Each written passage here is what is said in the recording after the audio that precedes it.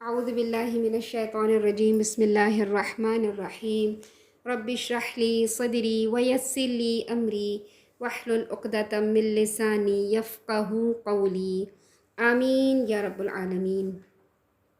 السلام علیکم ورحمۃ اللہ وبرکاتہ۔ اللہ تعالیٰ نے حضرت مریم علیہ السلام کو پاک کر کے اپنا برگزیدہ بنا لیا اور انہیں عورتوں میں سے منتخب فرما کر حضرت عیسیٰ علیہ السلام کی خوشخبری دے دی، جو آئندہ بنی اسرائیل کے رسول اور رہنما بننے والے تھے۔ اللہ تعالیٰ نے 3 لوگوں کو معجزانہ طور پر اس کائنات میں پیدا کیا۔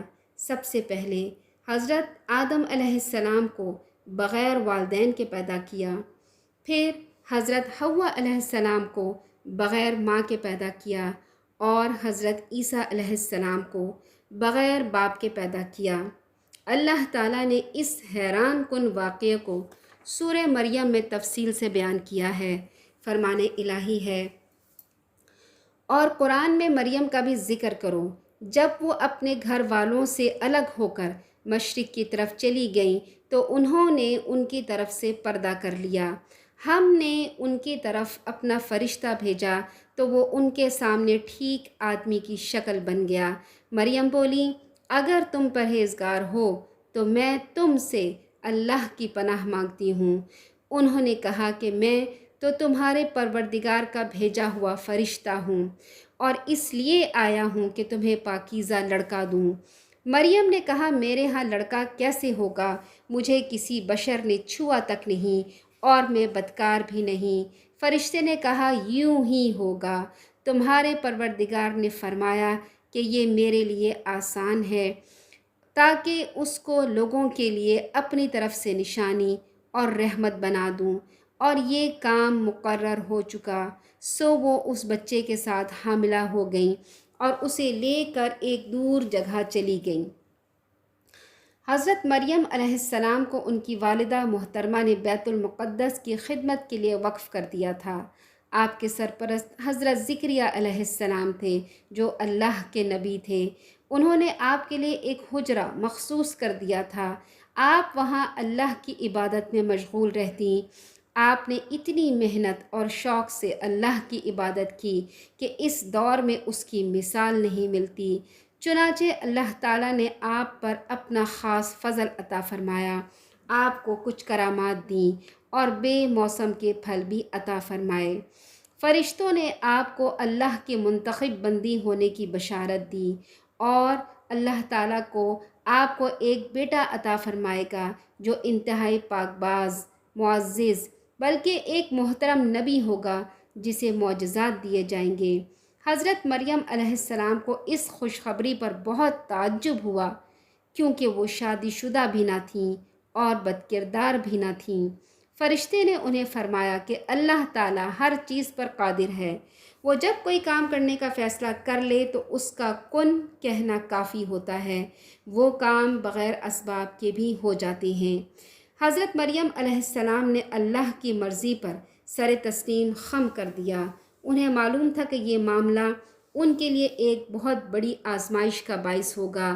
لوگ حقیقت سے ناواقف ہوں گے، اس وجہ سے زبان درازی کریں گے، کیونکہ عام لوگ ظاہر کو دیکھتے ہیں، غور و فکر سے کام نہیں لیتے۔ قصہ کچھ یوں ہے کہ حضرت مریم علیہ السلام ہیکل کے مشرقی جانب میں اعتکاف میں بیٹھ گئیں۔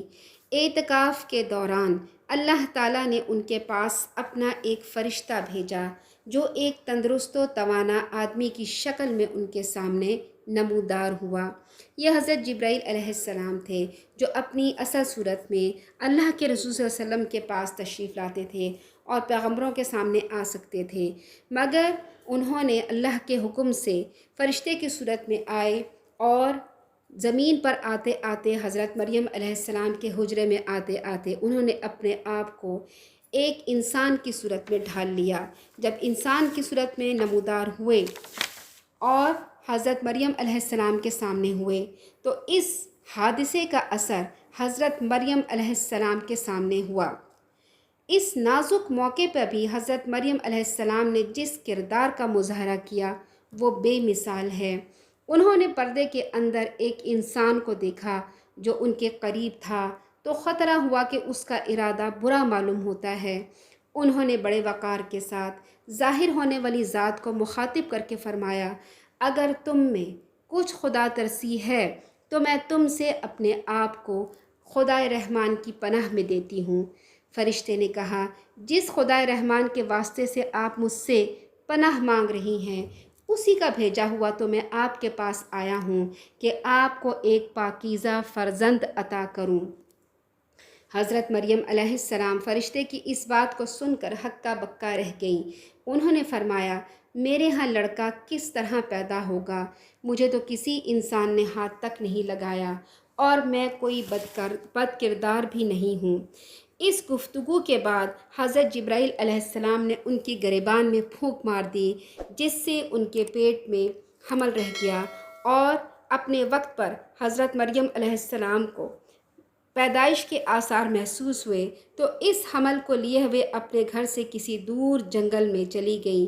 پھر جب درد شروع ہوا تو درد ذہ کی وجہ سے کھجور کے درخت کی طرف آئیں، اس کے سہارے بیٹھیں اٹھیں۔ اب حالت یہ تھی کہ کوئی خاندان والا نہیں تھا، کوئی دایا نہیں تھی، کوئی دوا دارو کرنے والا نہیں تھا، کوئی انہیں پانی پلانے والا نہیں تھا، کوئی خیال رکھنے والا نہیں تھا۔ جب خاندان میں کسی کا بچہ ہونے لگتا ہے تو خاندان والے اس کا کتنا خیال رکھتے ہیں، والدہ کے آرام کا، کھانے پینے کا خیال رکھتے ہیں، بچے کے لیے بے انتہا شاپنگ کی جاتی ہے، اس کے آرام کی کئی چیزیں پہلے سے لا کر رکھ دی جاتی ہیں۔ والد کے خاندان والے ہوں یا والدہ کے خاندان والے سب خوشی سے نہال ہوتے ہیں کہ ایک نیا ننھا مہمان آنے والا ہے، خوب خاطر تواضع ہوتی ہے، ایک خوشی کا سامان ہوتا ہے۔ مگر یہاں نہ کوئی خاندان والا، نہ کوئی دایا، نہ کوئی دوا کرنے والا، نہ مدد کرنے والا، نہ گھر کا آرام، نہ کھانے پینے کا سامان۔ عجیب حالت تھی اور بدنامی کا داغ الگ۔ بول اٹھیں، کاش میں اس سے پہلے مر گئی ہوتی، لوگوں کی یاد سے بھولی بسری ہو جاتی۔ اس وقت آپ دوہری تکلیف میں مبتلا تھیں، جسمانی طور پر ولادت کے درد سے دوچار تھیں، ذہنی طور پر مستقبل کے تفکرات میں گھری ہوئی تھیں۔ ذرا تصور کریں کہ آج کے زمانے میں اگر کسی مسجد کے امام کی بیٹی کے بارے میں نعوذ باللہ پتہ چلے کہ وہ بغیر شادی کے حاملہ ہو گئی ہے تو امام صاحب اور گھر والے کیسی بے عزتی کا سامنا ان کو کرنا پڑے گا۔ یہی مریم علیہ السلام کے ساتھ ہوا کہ سارا خاندان اور معاشرے میں نیک اور پاک باز گھرانہ تھا، خود بھی نیک تھیں اور اپنی عزت کی حفاظت کرنے والی تھیں۔ پھر بھی آپ کو یقین تھا کہ لوگ آپ کی بات پر اعتبار نہیں کریں گے، بلکہ الزام تراشی اور طعنہ اور طنز کی بوچھاڑ کر دیں گے۔ آپ ایک مقدس گھرانے سے تعلق رکھتی تھیں اور خود بھی عبادت کے لیے الگ تھلگ رہتی تھیں اور عبادت میں بہت ممتاز تھیں۔ لوگ آپ کے بارے میں ہر قسم کی بدگمانی کا اظہار کریں گے، لوگ تہمت لگائیں گے اور آپ کی پاکیزگی کو داغدار کریں گے۔ اس لیے آپ کی زبان پر موت کی خواہش کے الفاظ آ گئے۔ بس یہی حالات تھے جو اللہ تعالیٰ نے ان کے لیے آزمائش کیے تھے۔ اس کے باوجود اپنے رب کے سوا کسی سے انہوں نے شکوہ نہیں کیا اور نہ مایوس ہو کر کوئی غلط قدم اٹھایا۔ اللہ تعالیٰ کو بس یہی امتحان کرنا منظور تھا۔ ارشاد باری تعالیٰ ہے، اللہ تعالیٰ نے فرمایا، اس نے اسے نیچے سے آواز دی کہ آزردہ خاطر نہ ہو، تیرے رب نے تیرے پاؤں تلے ایک چشمہ جاری کر دیا ہے۔ پھر آپ سے کہا گیا، چین سے کھاؤ پیو اور آنکھیں ٹھنڈی رکھو۔ جس درخت کے تنے کو ہلانے سے آپ کو تازہ کھجوریں ملنے کی خوشخبری دی گئی تھی، وہ خشک تنا تھا یا پھلدار درخت؟ معلوم ہوتا ہے کہ وہ درخت تو کھجور ہی کا تھا، لیکن اس پر پھل نہیں تھے، کیونکہ آپ کی ولادت موسم سرما میں ہوئی تھی اور اس وقت کھجور پر پھل نہیں لگتے تھے۔ اس لیے اللہ نے احسان کے طور پر فرمایا کہ کھجور کے تنے کو اپنی طرف ہلا، یہ تیرے سامنے تر و تازہ پکی کھجوریں گرا دے گا۔ یعنی معجزے کے طور پر بغیر کھجور کے درخت ہلانے سے اس میں سے کھجوریں گرنے لگیں گی۔ جسمانی راحت بھی تھی، یعنی کھجوریں کھا کے انہیں راحت ملی، اور روحانی راحت بھی تھی کہ اللہ تعالیٰ نے ان کو معجزہ عطا فرمایا تھا کہ ہاتھ لگانے سے کھجور کے درخت سے تازہ تازہ کھجوریں گرنے لگیں۔ سبحانک اللہم و بحمدک نشہد ان لا الہ الا انت نستغفرک و نتوب الیک۔ السلام علیکم ورحمۃ اللہ وبرکاتہ۔